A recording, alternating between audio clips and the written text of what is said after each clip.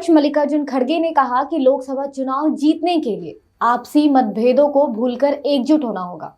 उन्होंने पार्टी के अंतर्गत विवादों को सार्वजनिक ना करने की भी नसीहत दी। खड़गे ने बीते दिन यानी गुरुवार को राहुल गांधी, सभी पार्टी महासचिवों, प्रभारियों, प्रदेश कांग्रेस अध्यक्षों और राज्यों में कांग्रेस विधानसभा दल के नेताओं के साथ महत्वपूर्ण बैठक की। नमस्कार, मैं कोमल सिन्हा, आप देख रहे हैं न्यूज़ वन टुडे। इस दौरान उन्होंने कहा कि भाजपा केंद्र में 10 साल की अपनी नाकामियों को छिपाने के लिए भावनात्मक मुद्दे पर बात कर रही है। हर मुद्दे में वो जानबूझकर कांग्रेस को शामिल करते हैं। एकजुट होकर हम लोगों के सामने जमीनी मुद्दों पर भाजपा के झूठ, फरेब और गलत बातों का मुंह तोड़ जवाब देना है हमें। खड़गे ने नेताओं से अपने मतभेद को दूर करने के लिए कहा, आंतरिक मुद्दों को मीडिया में ना उठाने और एक टीम के रूप में काम करने के लिए भी कहा।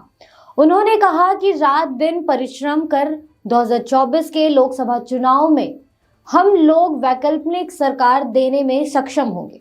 जहां हम कमजोर हैं, वहां कुछ खास जनाधार वाले लोगों और सीटों की पहचान होनी चाहिए। उन्होंने कहा कि आप सभी पार्टी के आंख और कान हैं। आप जानते हैं कि जो कुछ हमें करना है उसके लिए अगले 3 महीने ही हमारे पास हैं। इसमें रात दिन एक करके हमें पार्टी के लिए जान से जुटे रहना होगा। घोषणा पत्र और सीट बंटवारे पर भी हुई चर्चा। आपको बता दें, कांग्रेस ने लोकसभा चुनाव के लिए पार्टी की रणनीति, घोषणा पत्र और सीट बंटवारों पर भी चर्चा शुरू कर दी है। सूत्रों ने कहा, बैठक में पार्टी ने अपनी जीत की संभावना वाली करीब आधी लोकसभा सीटों पर पूरी ताकत से ध्यान केंद्रित करने का फैसला किया है। कांग्रेस कुल सीटों में से आधे से अधिक सीटों पर चुनाव लड़ने की सोच रही है। वहीं पार्टी ने राज्य इलाकों में उम्मीदवार चयन की प्रक्रिया शुरू करने और पहली सूची उपलब्ध करने को भी कहा है। साथ ही साथ पार्टी उम्मीदवारों की पहली सूची बहुत जल्द घोषित करने वाली है। इस हफ्ते तक सभी राज्यों के लिए स्क्रीनिंग समितियों की घोषणा होने की संभावनाएं हैं।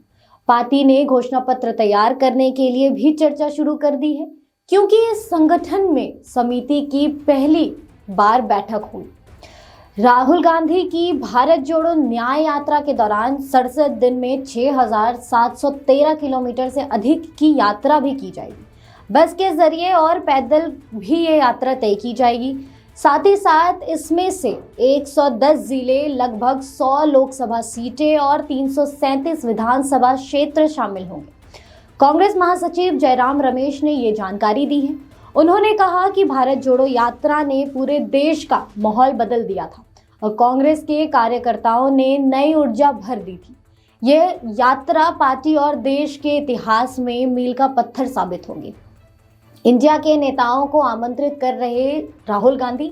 आपको बता दें, कांग्रेस विपक्षी दलों के गठबंधन इंडिया के नेताओं को भी यात्रा में शामिल होने के लिए आमंत्रित किया जा रहा है और इसके लिए निमंत्रण पत्र भेजा जा रहा है। जयराम रमेश ने दावा किया कि भारत जोड़ो न्याय यात्रा राजनीति के लिए उतनी ही परिवर्तनकारी साबित होगी जितनी कन्याकुमारी से कश्मीर तक भारत जोड़ो यात्रा हुई थी। फिलहाल इस वीडियो में इतना ही। आपकी क्या राय है, हमें कमेंट सेक्शन में ज़रूर बताएं और ऐसी ही तमाम जानकारी के लिए हमारा चैनल न्यूज़ वन टुडे ज़रूर सब्सक्राइब करें।